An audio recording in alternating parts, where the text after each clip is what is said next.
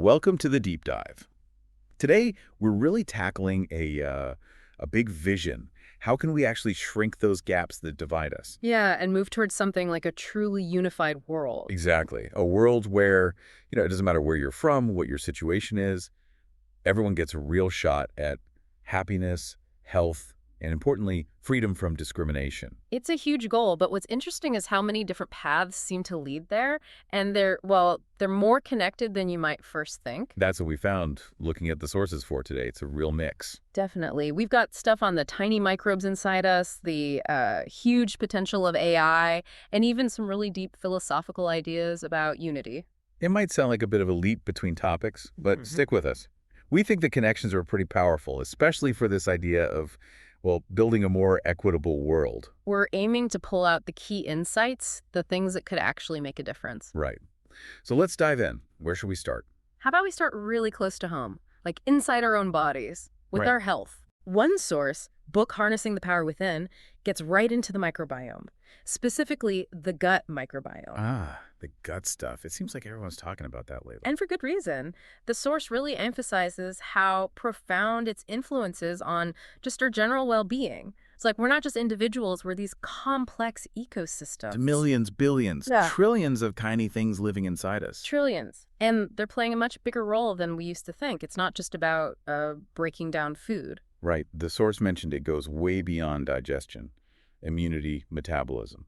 Absolutely. But maybe the most surprising part is the impact on mental health, the gut-brain axis. That connection, yeah. These bacteria, they actually produce neurochemicals, things like serotonin, dopamine, GABA, the stuff that directly affects our mood, how we behave, even how we handle stress. So that old saying, gut feeling, it's more literal than we thought. Kind of. It highlights this deep biological link. And the cool thing the book points out is that we have some influence here.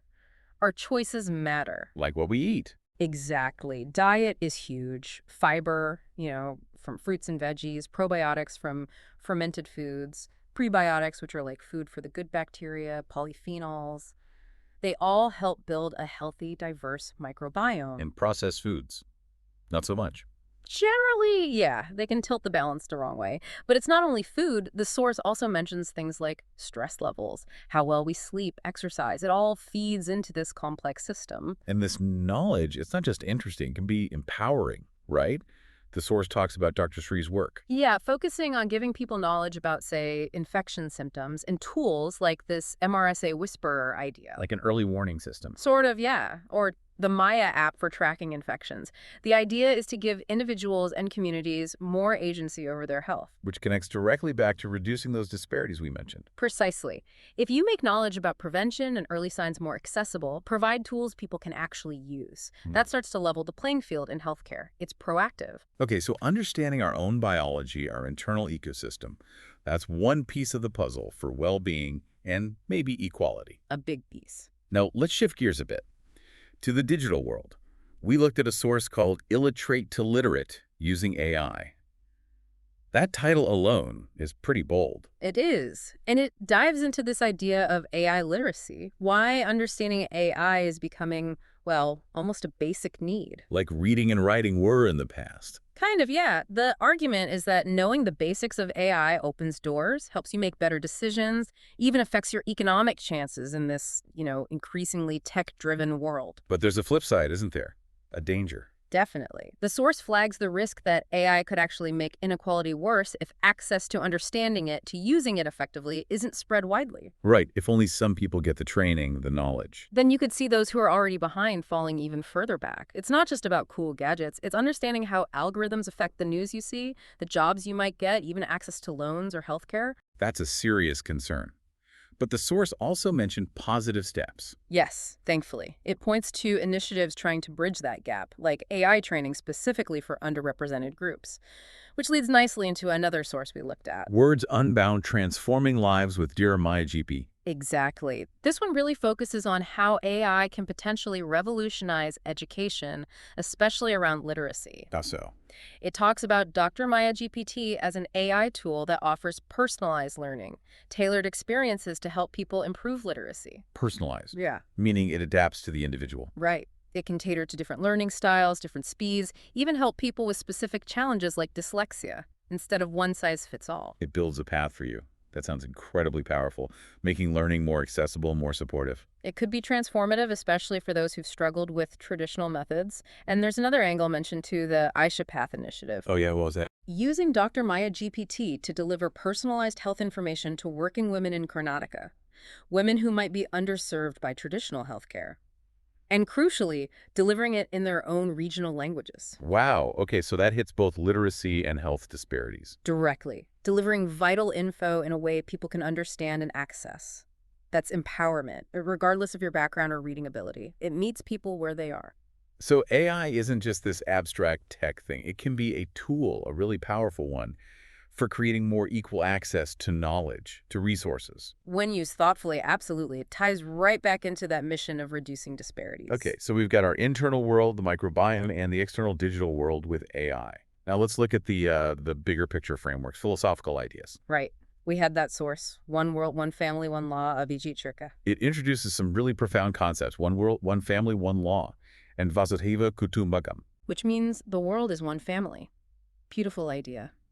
These concepts, often rooted in philosophies like Sanatana Dharma, they stress universal truths, compassion. They really push this idea of interconnectedness, don't they? That we're all linked. Our well-being depends on each other and on the planet. Exactly. The source talks about this one world law, not a legal statute, but a principle. It includes interconnectedness, constant change, harmony, balance, and resonance. Resonance. What does that mean in this context? Think of it like shared understanding, alignment. When people or groups share values, share goals, there's a kind of positive vibration, a harmony that connects them. Okay, I see. So that relates to building unity. Very much so. It's about finding that resonance, fostering unity within diversity, not making everyone the same, but recognizing the shared humanity underneath, building bridges through dialogue. And interestingly, this source also brings technology back into it. Yeah, it suggests things like digital platforms, even AI could help. Facilitate that cross-cultural conversation, boost education, promote a sense of being global citizens. It even mentioned blockchain, didn't it? For transparency in international agreements. It did. So it loops back again. Technology, guided by these kinds of unifying ethical principles, can be a tool to break down barriers and fight inequality on a global scale. Of course, it's not all smooth sailing.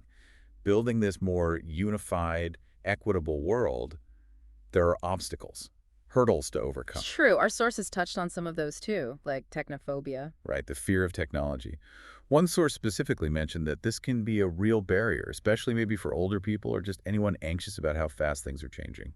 It's a reminder that just rolling out tech isn't enough. You need support, education, patience, ways to help people feel comfortable and build those digital skills.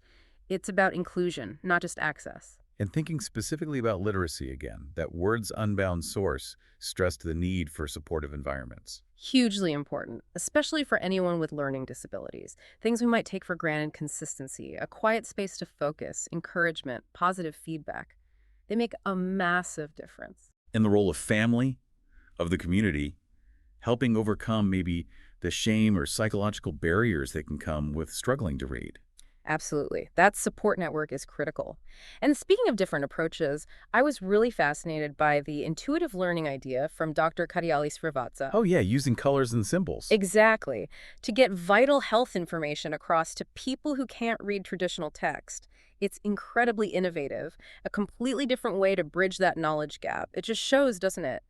We need creative thinking, diverse strategies to make sure essential information and empowerment reach everyone, no matter their literacy level. So we've journeyed from inside our own gut to the potential of AI and through some really deep philosophical ideas about being connected. And the common thread seems to be this: tackling those disparities in health, in education, in access is fundamental.